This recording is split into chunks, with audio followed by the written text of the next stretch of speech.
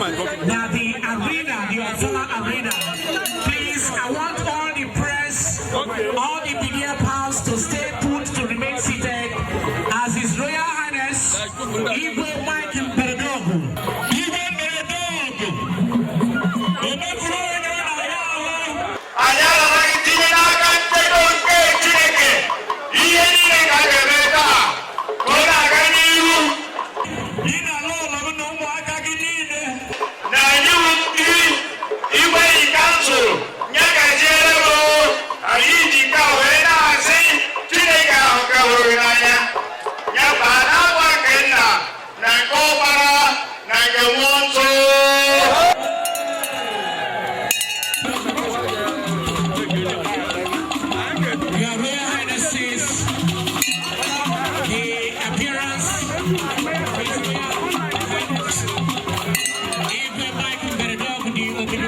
For the kingdom and his entire cabinet to the Ofala Arena.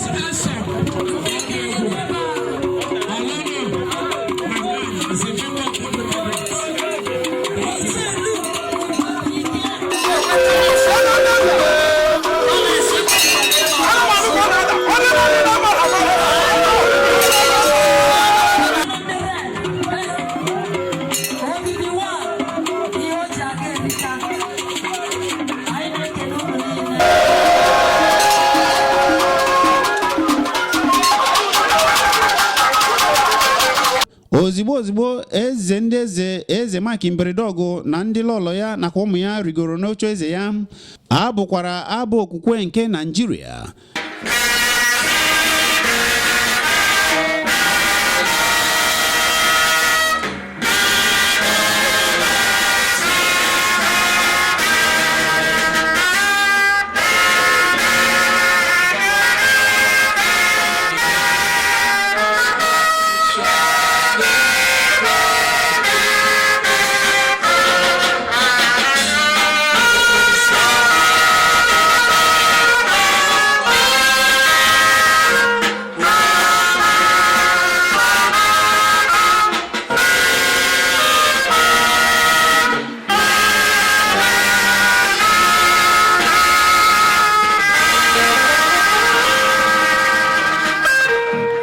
Ka mesịrị nke a, onye ụkọchukwu preacher o kwuniri wee wezere ekpere wee kpeziara eze Mike Mberedogu na ezinụlọ ya nakwa ọha bịara ije na ndị eze niile si na mba ụwa dị iche iche wee bịa nọrọ ya n'ụbọchị ọ na-agba afara ya.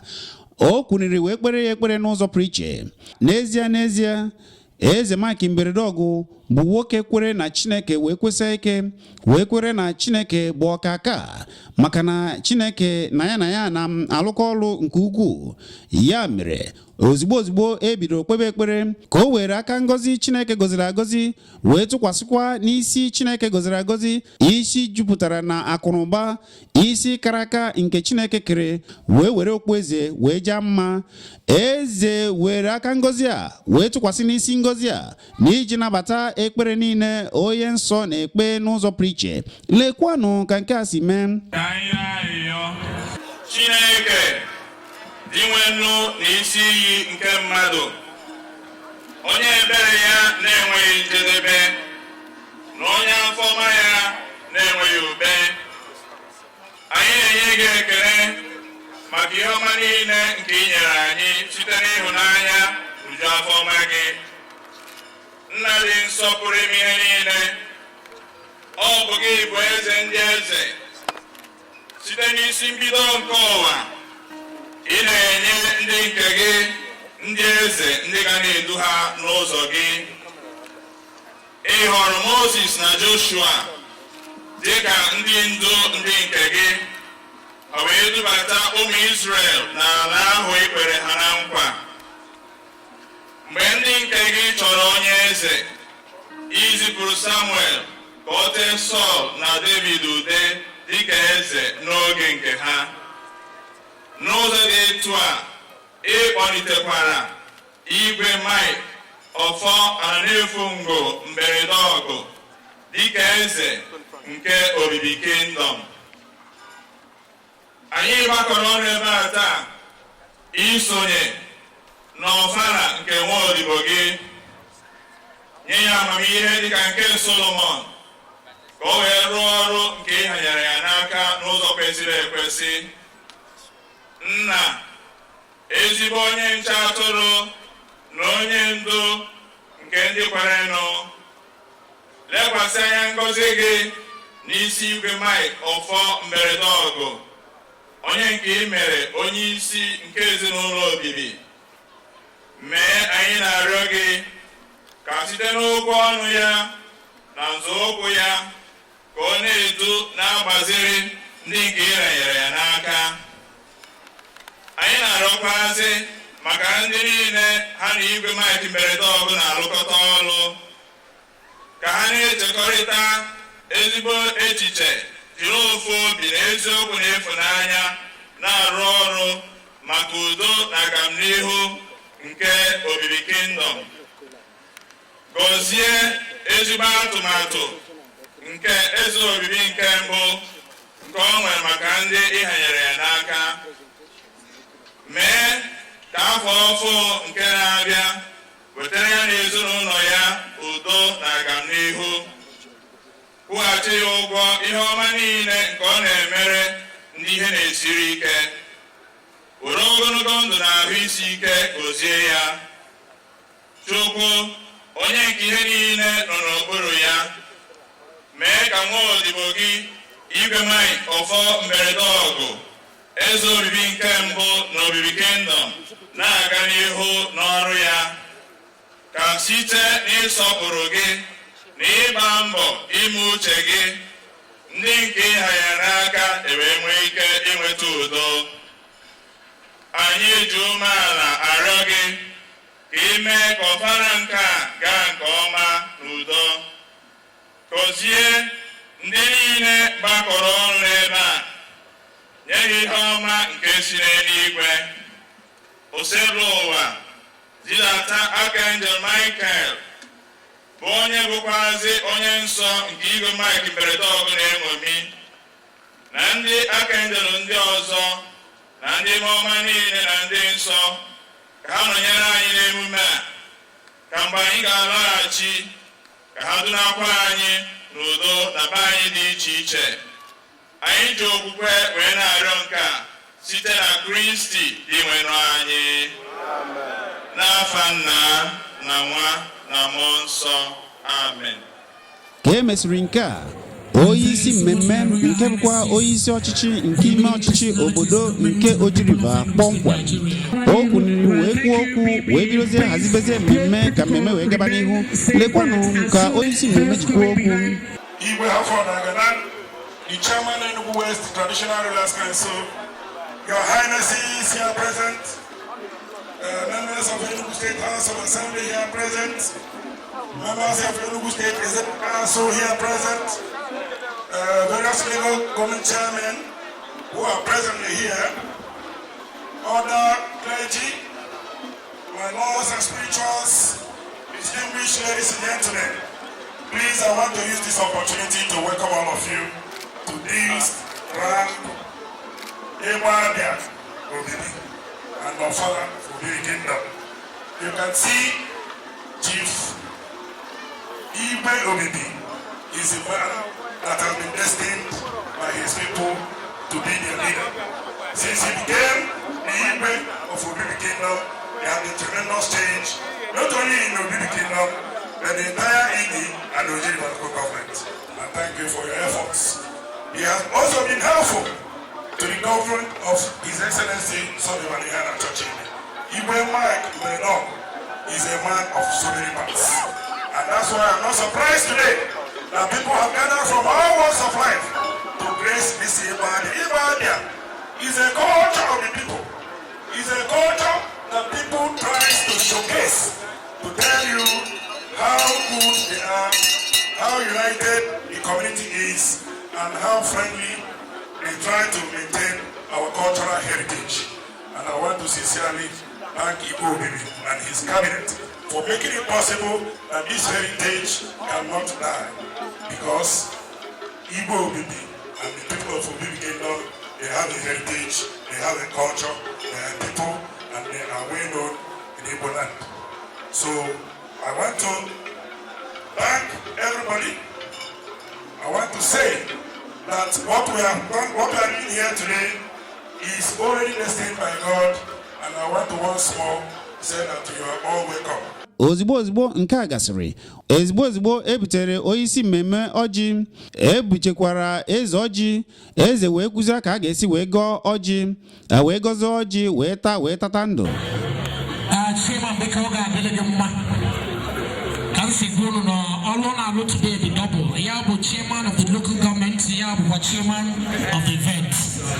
Before only journalists are nearby, if I need you guys, Oga Putapana TV na Papa. Abu Buwan of Obibi Kingdom, chairman Sabu Galgoji.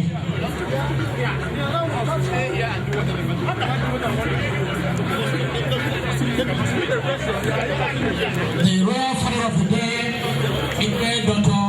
Oyahawan Joko.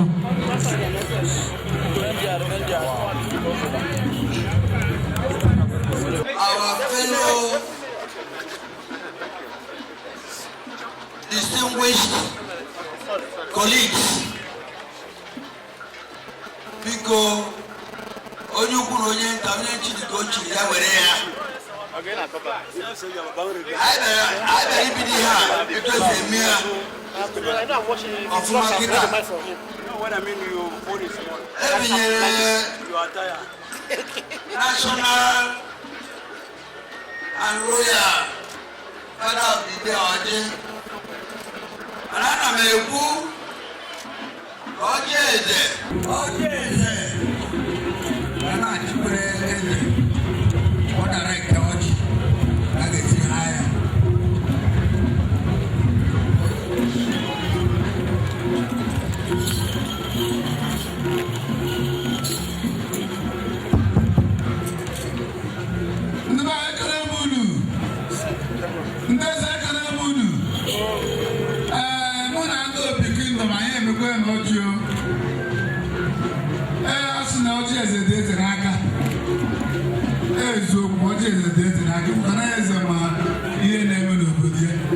My chairman never, part of the day never. When you have permission, father is father, anyway of and the chairman is chairman, anyway of and as we go, deputy, running them my part of the day.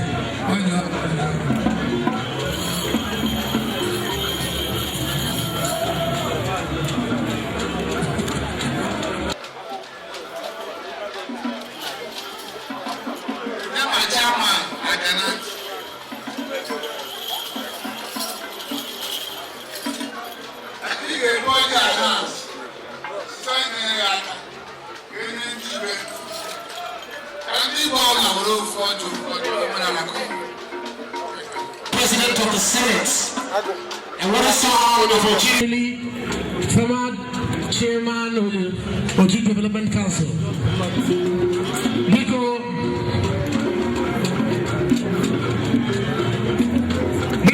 the Enugu State General Assembly, Calabar, they are here to witness this occasion.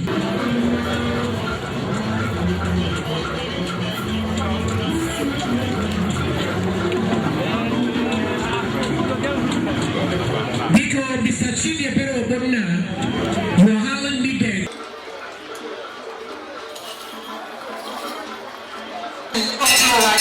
Noebia, Noekene, Igwe Opiti. Onekene Igwe Oyo of former 2012, the force of the Akandu. Mundu Wakandu wine.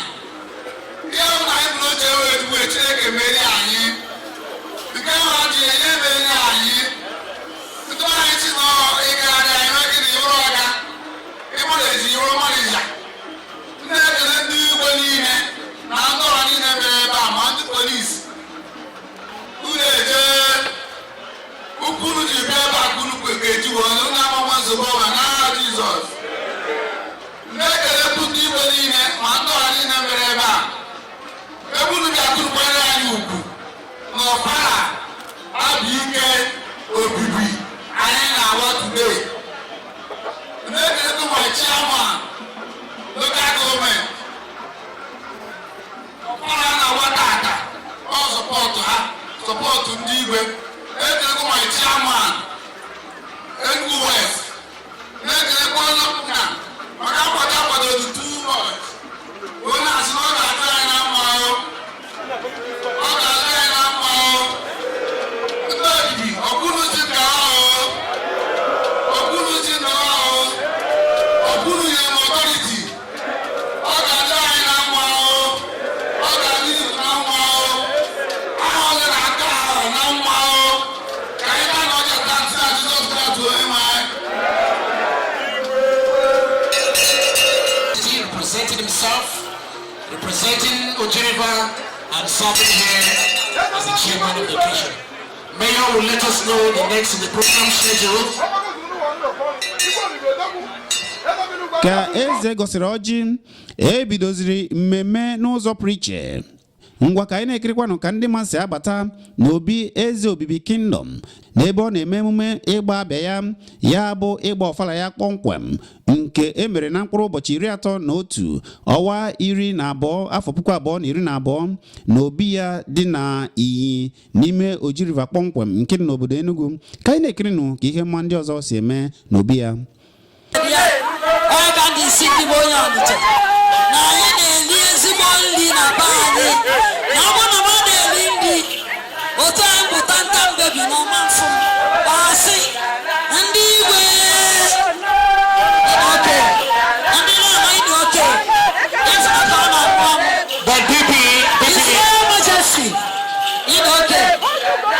Bibi, I have to fault you because from the day one God gave you.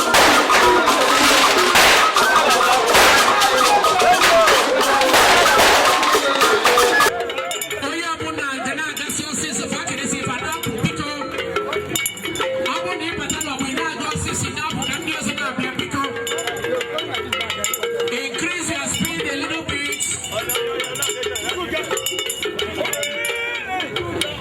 Because new weakness in an apple.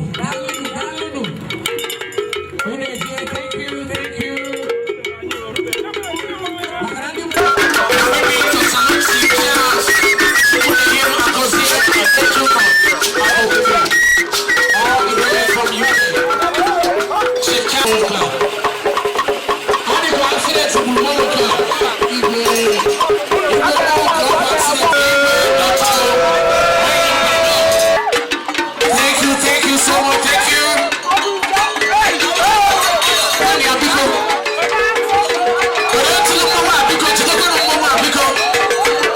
Ka nke a gasịrị ozigbo ka ofu onye eze kwuniziri wee kọwabazie ndị eze ndị ọzọ bịara ịnọnyere eze ndị eze Mike Mberedọgụ n'obi ya.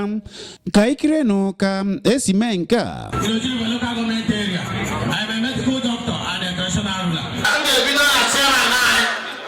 Enugu West, His Royal Highness Igwe H.M.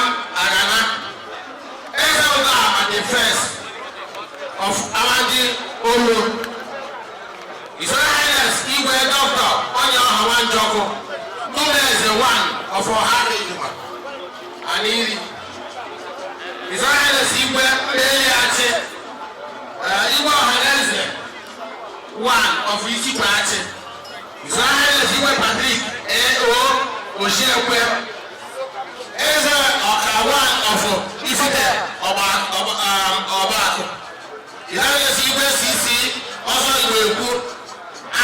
one of Umuachi. Before I complete the list. Distinguished ladies and gentlemen, permit me to invite the three Nzes that will do citation for the honorary award recipients. The three Nzes that will read the citation of those that are going to be honored.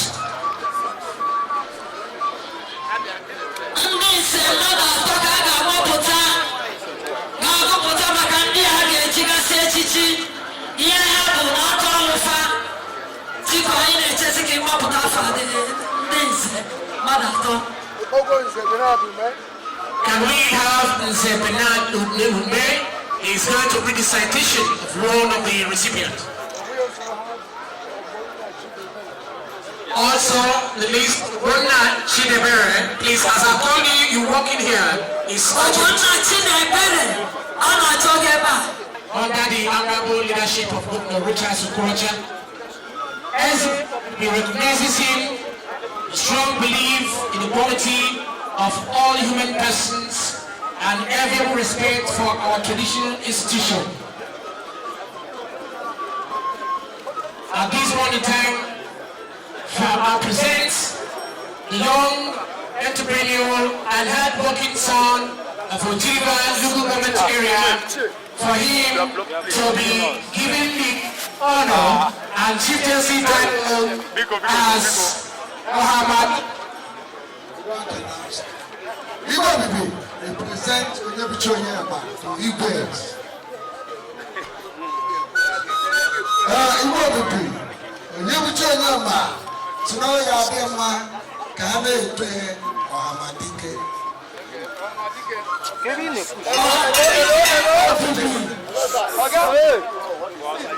Chief Onyebuchionyema Kechile Speaker Ohamadike Okobi.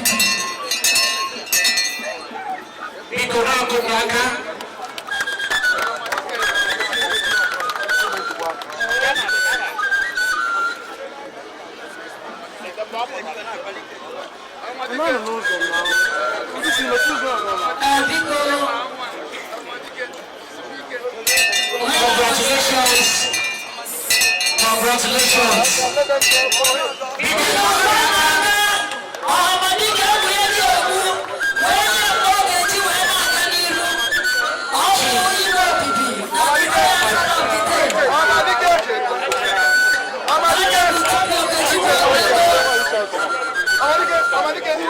Chief Lady Bridget Ochewe, our citation is to be read by B.A. Women. This is B.A. Women. Chief Mrs. B.D. Ochewe, Anna Chichi, my mentor professor. Anna Chiku, She comes from action. This title being bestowed on her by Ezobi, Bishop of our political sagacity, administrative prudence, and effective interpersonal cooperation.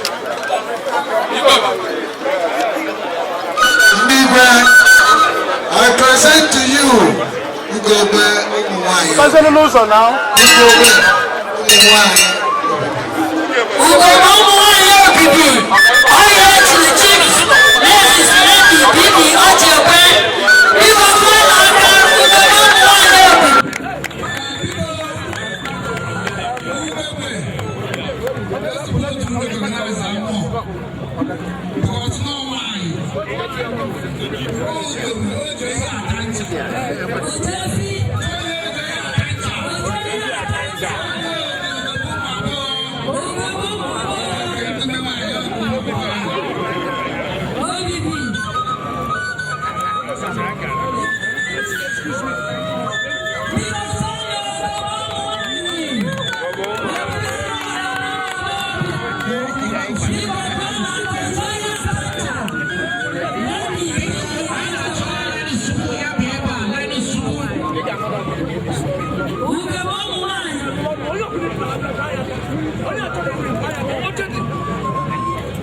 Her Royal Majesty Igwe Mike Mbedogo will be running for the kingdom.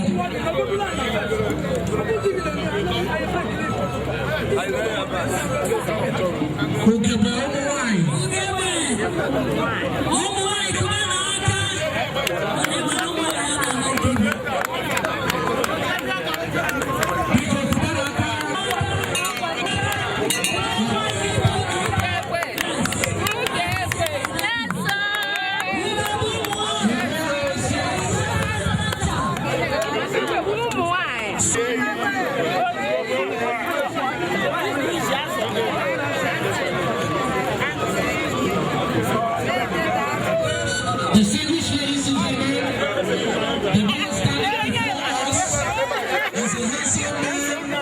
They have done themselves so well in society and Nigeria as a nation.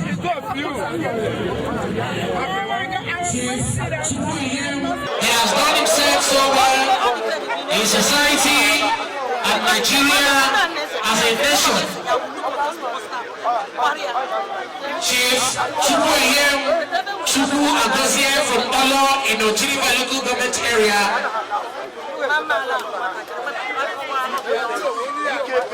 resides in the United Kingdom and is a hard-working man who has contributed his immense success and sensibility to the development of Ojiriba, Enugu State, Nigeria, Africa as a continent.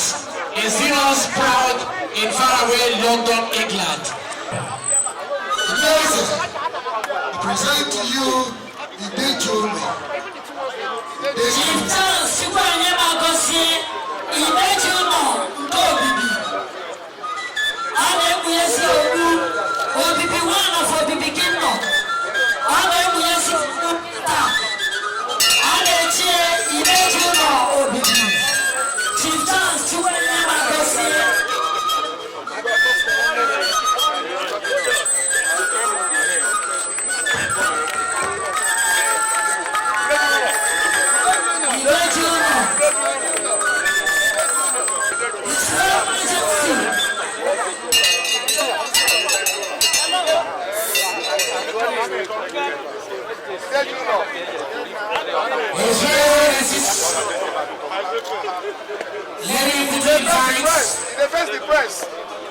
Professor Boniface C.E. Eboka, Chief Kenechukwu Dozie, Chief Lady Amaka A. Anajemba. Chief Professor Boniface C.E. Eboka, Chief Kenechukwu Dozie, Chief Lady Amaka A. Anajemba. Presenting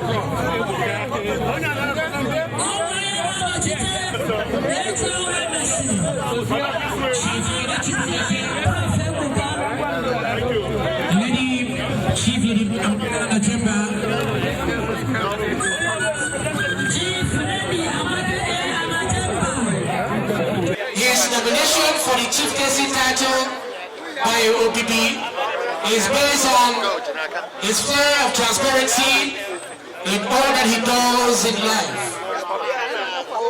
His strong and powerful Provident Elevation Program is effective interpersonal operation among the rest. This informed the reason why Igwe OPP of the Kingdom chose him for this honor. We present to you Chief Kenechukwu Dozie to be honored this afternoon.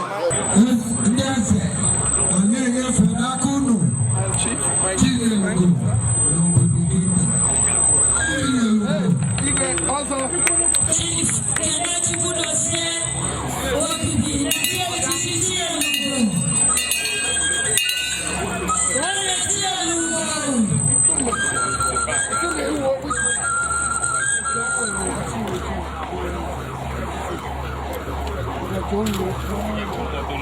Chief Kenechukwu Dozie,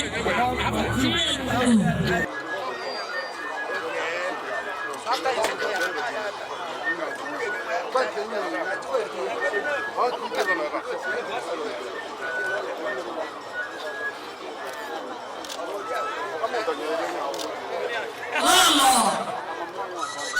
Chilugo. Oh, well, go for potato one.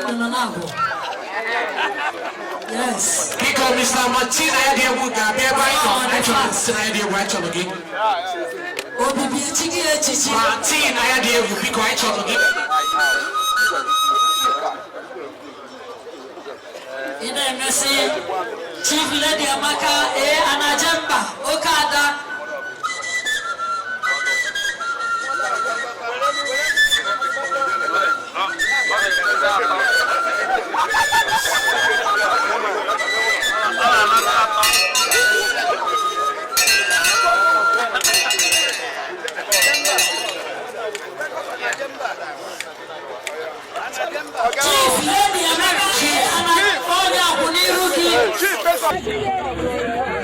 Amaka is the fifth child of Chief and Mrs. Philip Abba Oku available at Bokola Chief. Attended her primary and secondary school, where she did extremely well. Currently, she is at the United States University of Science and Technology, ESUT.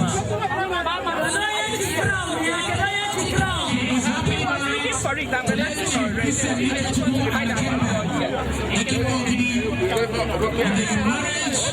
His parents were 5 children. She was on many occasions conferred with numerous awards, won Mother of Israel by Anglican Community in Enugu.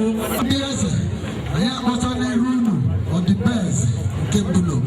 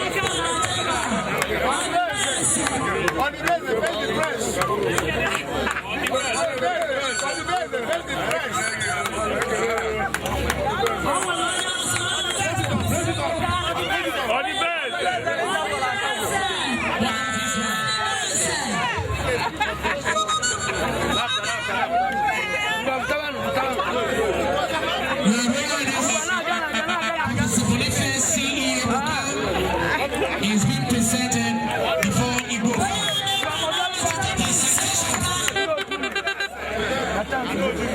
He's being represented by Professor Owemesi, citation of Professor Ibra. Professor Ibra is now represented by another professor, our own son, Professor G.A. Owemesi. And that's it. I hear a phone, Chaya. One night the number. One day the number. I need a prof. I am going to get out. I wasn't there when they were getting. I better tell you, certificate. I was so tired of it. Only a challenge, the one that number. Only I deserve a number. How's your night?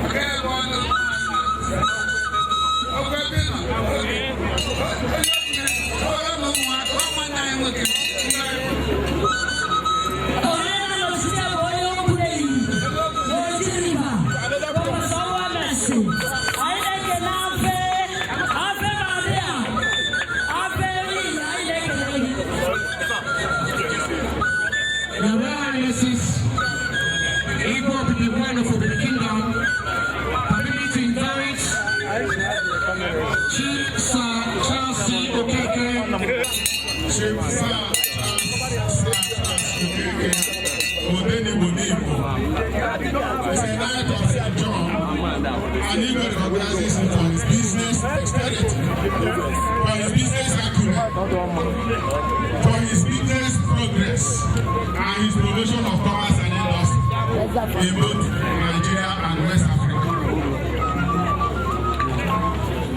Yes. I don't know. Odenigbo Obibi Kingdom. Odenigbo Obibi Kingdom. Okay. Odenigbo Igbo now. Makaro na-emesi ike. Odenigbo Igbo. Ọ na-emesi ike. Onye ọbụla obibi kwara na ọ na-emesi ike. Ọ na-emesi ike. Odenigbo.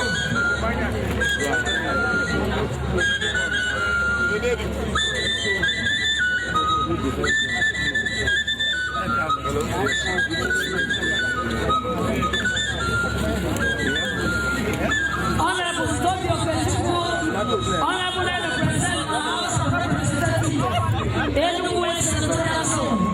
I am the Honorable Odenigbo. Odenigbo Obibi Kingdom. Walu Meaka.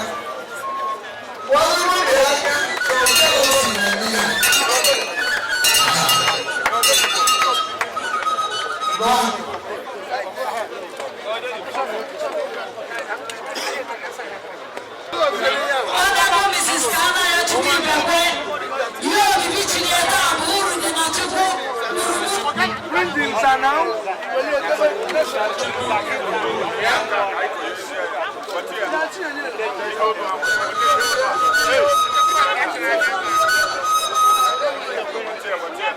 Guru di Nachuku Guru.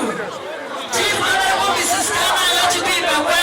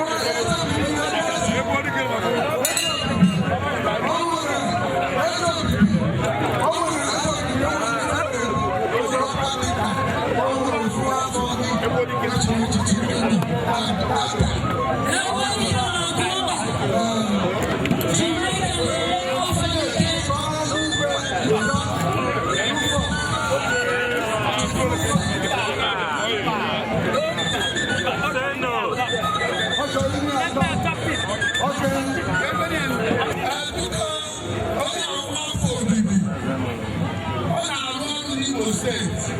Ndị Igbo wee jee ya ọhaziri chie. Ya wee sị na a ga-anata mba anyị maa na na-atị ọhaziri chie. Anyị esoro chie mgbe ahụ. Ya tọrọ na anyị akịta ya ma na anyị soro chie. Nke ọzọ anyị soro chie. Anyị na-ekwu na anyị soro chie taa. Ọhaziri chie.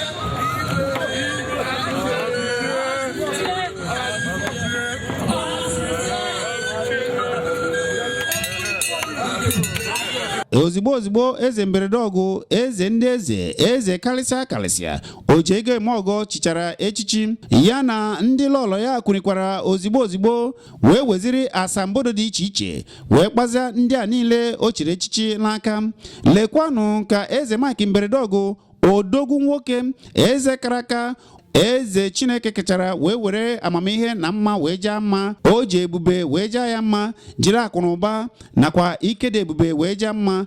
Lekwanụ ka eze na ndị lọlọ ya ji pụta wee were asambodo wee kpaa ndị niile a echiri echichi n'aka na iji gozi kpọmkwem na ọ bụ n'ime obi ya ka a nọ wee chi ahịa echichi.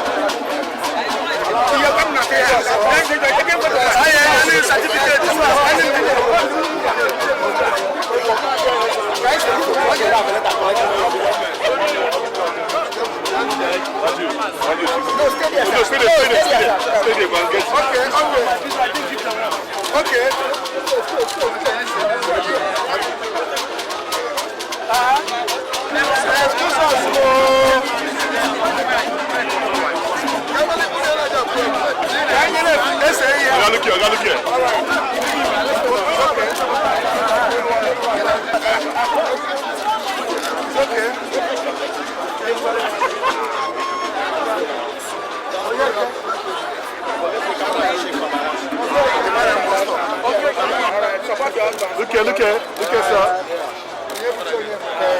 Thank you. Look here. This way.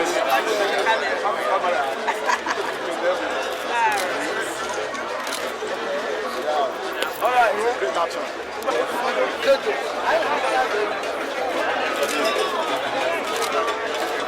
Yeah.